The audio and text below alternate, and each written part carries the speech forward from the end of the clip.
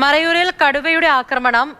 Chattamunnar forest check post BJP. പ്രവർത്തകർ ഉപരോധിക്കുകയാണ്. ഇന്ന് കടുവയുടെ ആക്രമണത്തിൽ ഒരു കന്നുകാലി ചത്തു, ഒന്ന് പരിക്കുകളോടെ രക്ഷപ്പെട്ടു. കഴിഞ്ഞ 2 മാസത്തിനിടയിൽ 15 കന്നുകാലികളാണ് കടുവയുടെ ആക്രമണത്തിനിരയായത്. ജെയിനസ് രാജു വിവരങ്ങളുമായി ചേരുന്നുണ്ട്. ജെയിൻ, ഇപ്പോൾ വല്ലാത്തൊരു പ്രതിസന്ധിയാണ്, നാട്ടുകാരൊക്കെ ഭീതിയിലാണ്, അതിനിടയിൽ പ്രതിഷേധവുമുണ്ട്. എന്താണ് അറിയുന്നത്? പൂജ, കഴിഞ്ഞ 2 മാസമായി ഈ മറയൂർ മേഖലയിൽ കടുവയുടെ ആക്രമണം അതിരൂക്ഷമായിട്ടുണ്ട്.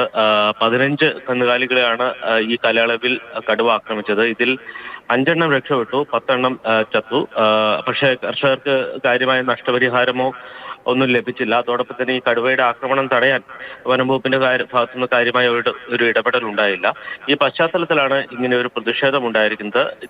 ഈ പ്രതിഷേധത്തിന്റെ ഒരു പ്രത്യേകത എന്ന് പറയുന്നത്, ഇന്നലെ ബി.ജെ.പി. അംഗത്വം എടുത്ത എസ് രാജേന്ദ്രൻ ഈ സമരത്തിന് നേതൃത്വം നൽകുന്നു എന്നുള്ളതാണ്. അദ്ദേഹം നേരിട്ട് ചട്ടമൂന്നാർ ചെക്ക് പോസ്റ്റിൽ എത്തി ഈ റോഡ് ഉപരോധിച്ചുകൊണ്ടുള്ള സമരത്തിന് നേതൃത്വം നൽകുകയാണ്. നമുക്കറിയാം, ഈ പ്രത്യേകിച്ച് തെരഞ്ഞെടുപ്പ് അടുത്തു വരികയാണ്. BJP.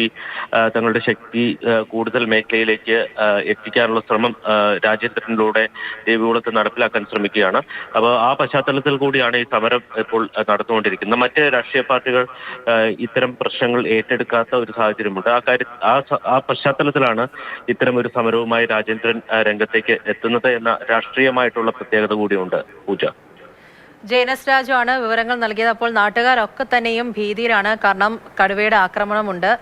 Chattamunnar forest check post അത് ബി.ജെ.പി. പ്രവർത്തകർ ഉപരോധിച്ചു. വലിയ പ്രതിഷേധം തന്നെയാണ് നടന്നത്. കാരണം കന്നുകാലികൾക്ക് നേരെ ആക്രമണം ഉണ്ടാവുകയാണ്. ഇന്ന് കടുവയുടെ ആക്രമണത്തിൽ ഒരു കന്നുകാലി ചത്തു, ഒന്ന് പരിക്കുകളോടെ രക്ഷപ്പെട്ടു. അത് മാത്രമല്ല, 2 മാസത്തിനിടയിൽ 15 കന്നുകാലികളാണ് കടുവയുടെ ആക്രമണത്തിനിരയായത്.